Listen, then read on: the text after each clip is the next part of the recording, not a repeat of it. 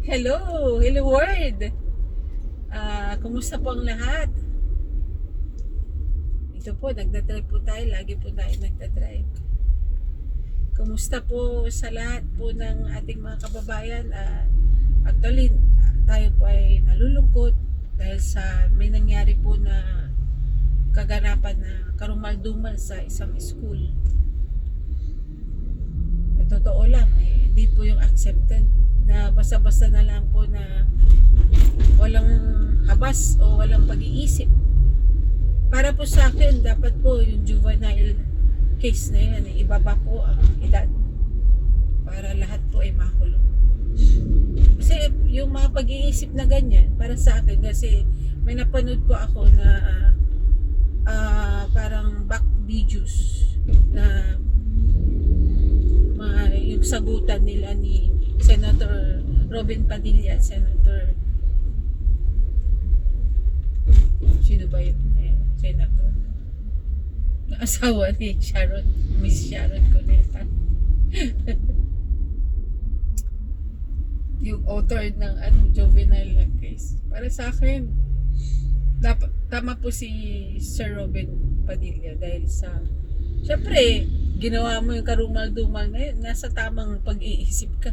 Alam nga na bang po na naposes yung tao. Ano ba naman yan? Shout out po sa ating mga kapulisan. Shout out po sa mga batas po natin. Higpitan po naman natin ang ating batas sa sa ating kaligtasan. Kaya nga po may mission, ang vision ng ating police. Siyempre po, taxpayers po tayo, nagbabayad po tayo ng ating mga taxes. Dapat po naman tayo na pagsilbihan. Paigtingin po ng maigpit ang seguridad sa ating mga school, sa mga, especially sa mga public school. At karumal-dumal po ito. Lalo na may deepest sympathy po sa ating mga kababayang Pilipino. Bantayin po natin ang ating mga anak kung ano po yung mga ginagawa po nila. Hindi na po tama po yan. Dahil sa sunod-sunod na po yung crime rate, lalo sa mga kabataan na pababa po ang edad. Napakarumal-dumal. At buo sa loob nilang gawin yun. Dahil sa naging open po yung mga apps sa mga games, sa mga kung ano man. Kaya dapat po na iwaksi din ng mga dapat na iwaksi ng mga apps na nakakalason ng pag-iisip ng isip ng tao.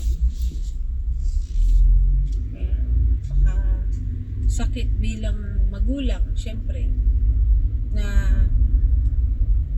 pumapasok yung nasa school yung anak mo, nagtitiwala ka na ligtas yung anak mo, tapos ganun po yung nangyari. My goodness, my goodness talaga, napakasakit.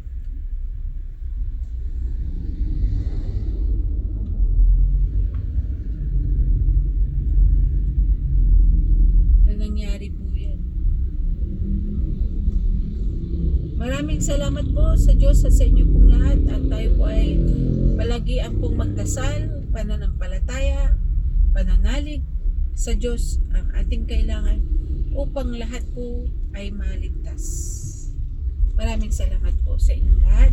Sa susunod po na kumustahan po natin, magla-live na po tayo para po makapag-greet po tayo ng ating mga bagong kaibigan at mga kaibigan. Maraming salamat po sa inyong lahat, at ang inyong kaligtasan ay sumasa inyo po.